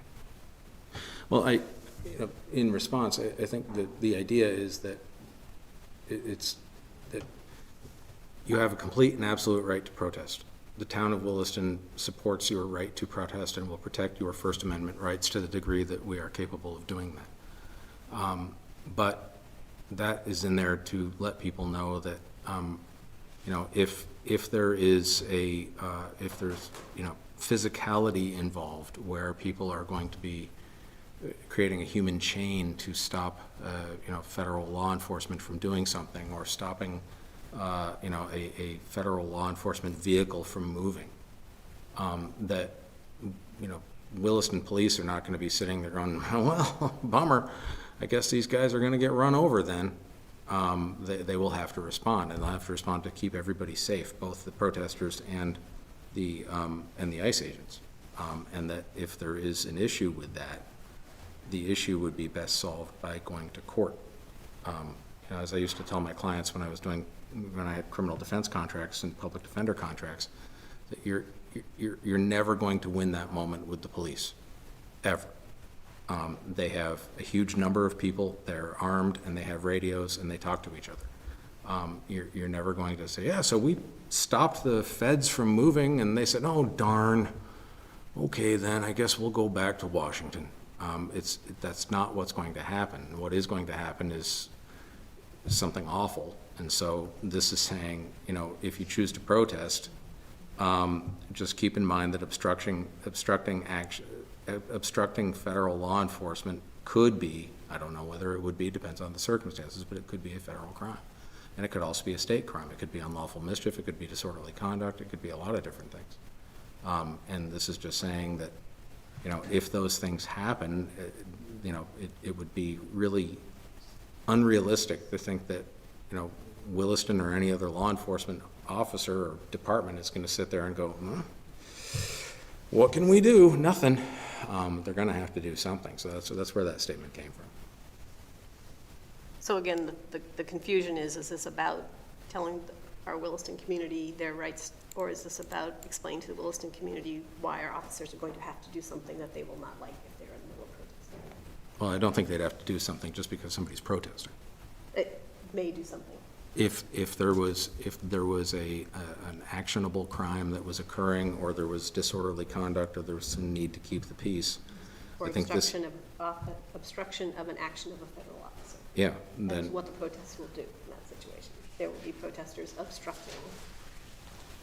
yeah, and what this is saying is that you have an absolute right to protest, but that is not protest. That crosses the line from First Amendment free speech to crime. And I'm not saying, you know, I'm in favor of, you know, what ICE is doing. I'm not at all. But what I'm saying is that, you know, this is a statement that is trying to make people be aware, you know, we will do everything we can and to work with protesters to protect their First Amendment rights. This is just a caveat, you know, and I think it's a part of the message, but it's not the main point of the message. But the part of the message is saying that if there is, you know, if things do cross the line into obstructing law enforcement, violating state law, unlawful mischief, disorderly conduct, that the Williston Police will very likely, I don't know, depends on the circumstances, but very likely have to act. I don't think that's inconsistent. I don't think that's a mixed message. I think that's just laying it out there. And it is clarifying that we will not help ICE do its job. Right. However, we will keep them, we will not obstruct them from doing their job. Yeah. I mean, I deal with this kind of concept all the time. I mean, in law, at least I used to, with the criminal defense stuff, where I'd tell people would say, you know, how can you defend somebody who's a criminal? And my answer was, I'm not in favor of what they did. I'm in favor of protecting their rights under the Constitution and making sure that if they are found guilty, they are found guilty with admissible evidence beyond a reasonable doubt, like the law requires. And this is, to me, a very similar concept where it's saying, look, you know, if something crossed the line from protest to, you know, more untoward action, it's not to say that I or even the Williston Police are in favor of what a federal entity is doing. It's just saying that, you know, the system is what the system is, and sometimes that means that action will have to be taken. And that's why the last part is saying if you feel that your rights or the rights of others have been violated, the best venue in which to take action is the judicial system. Excuse me, can I ask a question, please? Yes.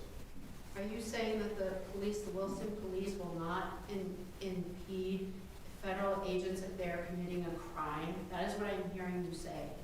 So if the Williston Police will not defend when the federal government is committing crimes, they are committing crimes. Okay, you had a question. You had a question. Yes. Okay. Is that what you are saying? No, I think you're phrasing it wrong. Okay, can you please clarify, because that's what it sounds like, is No. you are allowing the Williston Police to allow the federal government to commit crimes. Okay. What I'm saying is that if federal law enforcement is taking an action that has been blessed by a federal court, then the feds will do what they're going to do. If people jump in the way and they start creating disorderly conduct and other state crimes, the town of Williston Police are probably going to have to do something about that. But if you're asking me, would I put out something that says, you know what, if a Williston corporal or sergeant or the police chief says, you know what, in my opinion, you're committing a federal crime, federal law enforcement, everybody draw your guns on ICE? No, that is never something that I would be in favor of. There's also other ways to arrest people without using guns. And do you think that ICE would say, oh darn, we better throw down our stuff, Williston PD has spoken? So what about this I'm possible stuff? I'm allowing ICE to do their criminal behavior if they are in Williston town. The best format to determine if something, no ma'am, no ma'am, no ma'am, no ma'am. The best format to determine if something is criminal is in a court of law, not in a hectic situation on the street. That's all there is to And it. first they get arrested. What? First they get arrested. Police arrested us saying we were doing something wrong by singing. I don't know anything about that. But ma'am, you wanted to ask a question, you've asked your question.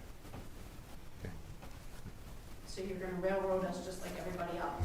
Yeah, Good. I'm gonna railroad you, just like everyone else. So glad that you feel that way. That's not true, that's not fair, that's not fair, that's not fair. Yeah, it is fair. Okay, thank you. You are telling us that Williston Police will not hold ICE accountable for their illegal actions. And you are saying that that is okay for them to allow them to, what if they go up and they break into someone's car like they've done? What if they go into somebody's home illegally? Okay, thank you, but we gotta get back on track and not get into the hypotheticals. All right. Okay. So it sounds like you don't want to do this.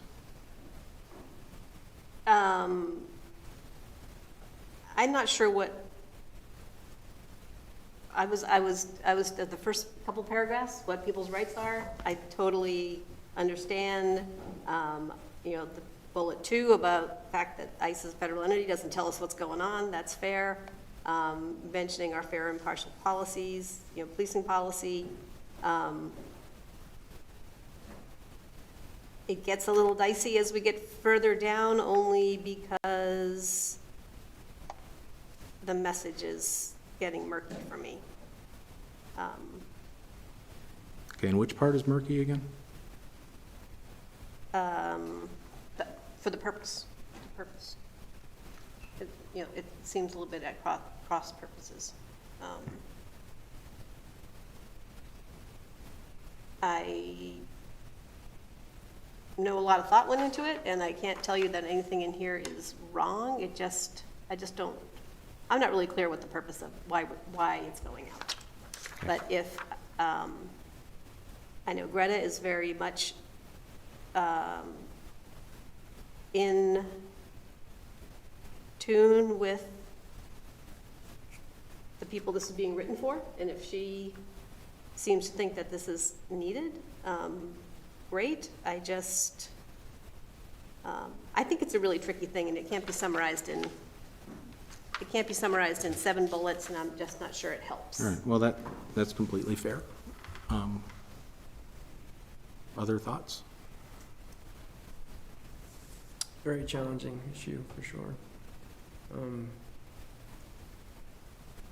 I do support the letter, though. I think the dialogue that we've established with the town police force, you know, is should be recognized. You know, the town police, they really can't do anything with ICE. They have no idea when they're going to act and when they're going to show up, and they're kind of our police force is in the same boat that we're in. We don't know when they're gonna act, and so yeah, I don't know. I support this letter for sure. Yeah, I support the letter. I think we're getting a lot of questions from a lot of community members regularly about, you know, what are we going to do about ICE? And I think this, while yes, it's 7 bullets, I think it's a good level set, and just saying we support your rights to protest. Here's what we know and won't necessarily know, and you know, there may be a chaotic situation, and if our police are there, they have to act to protect everyone. And yeah, so I mean, I think it's a useful message.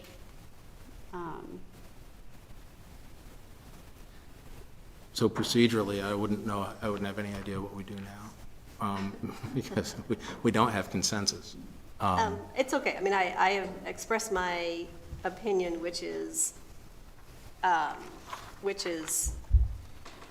the tricky I don't know how you simplify the tricky decision-making that our police department will have to do in protection versus helping ICE, right?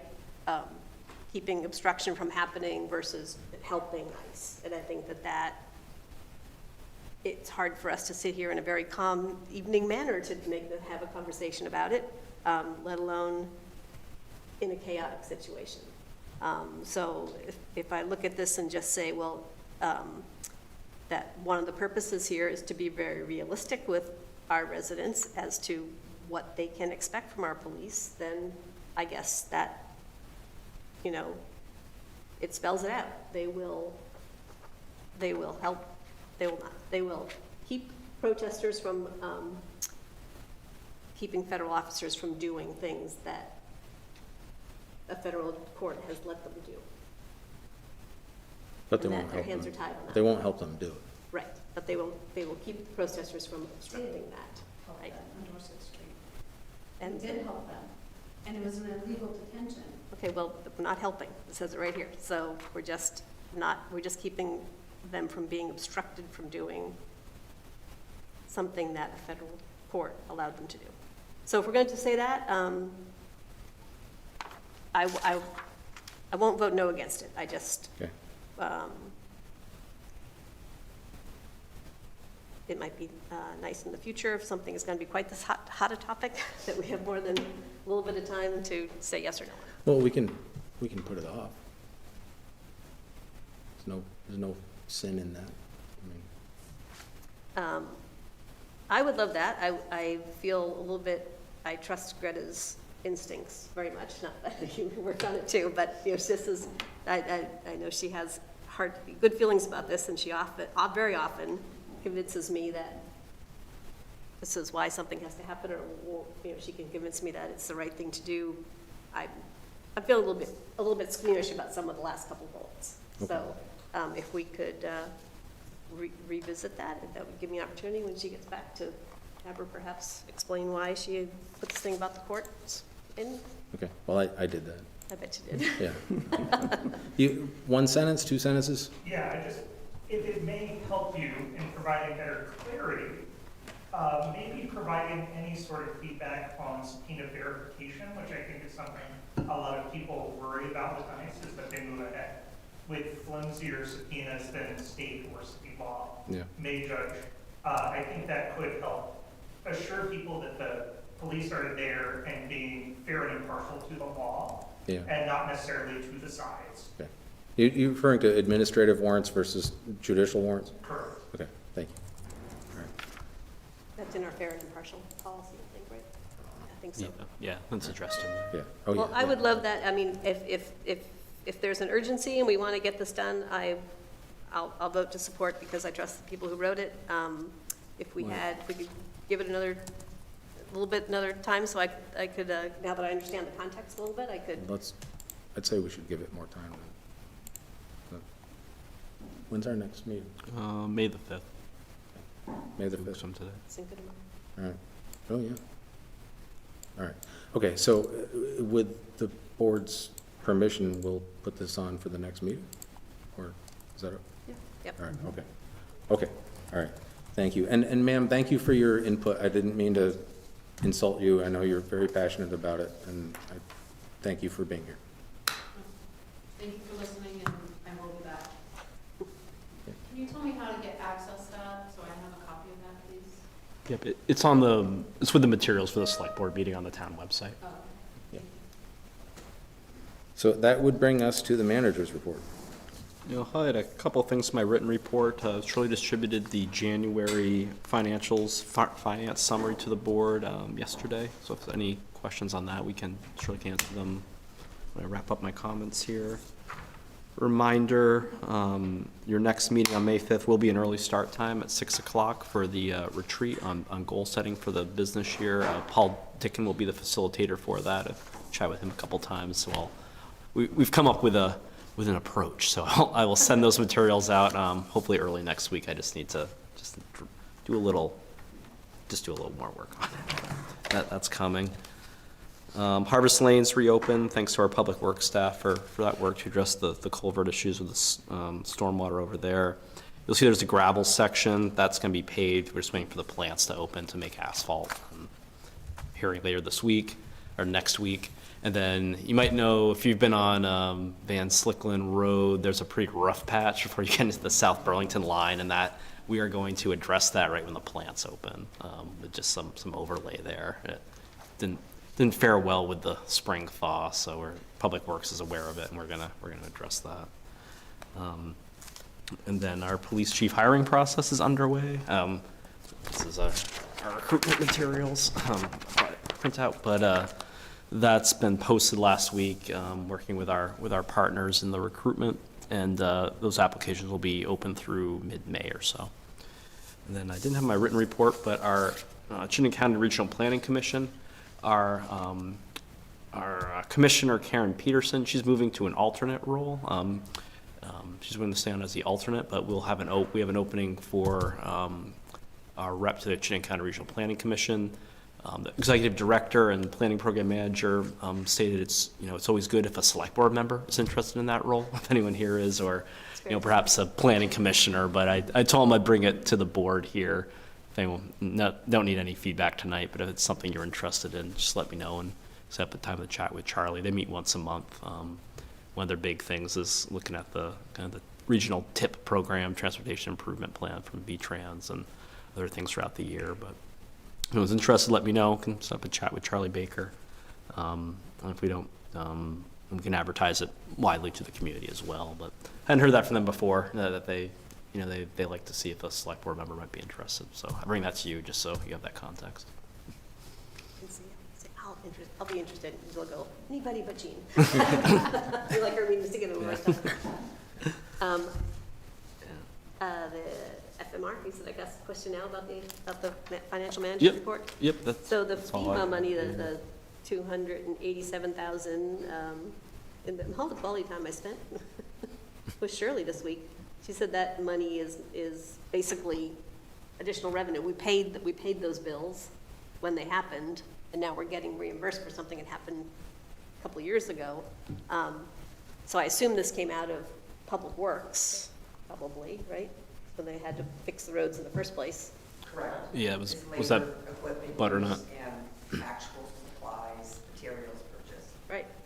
So I was just wondering, because I know that Bruce had asked us to put an additional $200,000 in the budget for road surfacing this year, and given what roads I've been driving around on, I mean, is it permissible for us to say, go ahead and spend it? I don't know. I looked at Shirley. I don't really know what the rules are about. That's reimbursing a prior year's expense with the grant, with the FEMA grant money. Yeah, I think it's just as long as you approve Bruce to go over the retreatment budget. Right. Which he does every year anyways, with the grants. With the grant and aid for paving. He uses that for a portion of it to go over his retreatment budget. But we have an expense that offsets revenue received that we also don't budget that as well, because we just never know. Right, but it seems like it was smaller than the other years, so. Yeah, it's been a lot, 120,000 the last few years, and it's amazing that this is our 4th year in a row. This year it's about 65,000. That normally, if you get it one year, you don't get the next. And this is our 4th year in a row receiving the paving grant. Well, I think it would be great to tell him sooner rather than later if there's any way that he could do it during paving season, rather than waiting a whole another year. I just didn't know how we would go about doing that. So if you want to think about that, back on the 5th too, that would be great. Yeah, we'll look into it and just see accounting wise. And there's no reason to stick it in the bank and save it for a year when the roads are falling apart. So.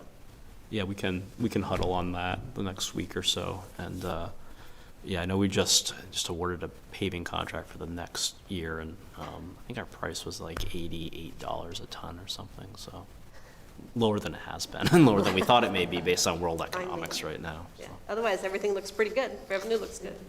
Good, kind of a good year. Yes. Thank you. That's all we have for manager's report. Okay.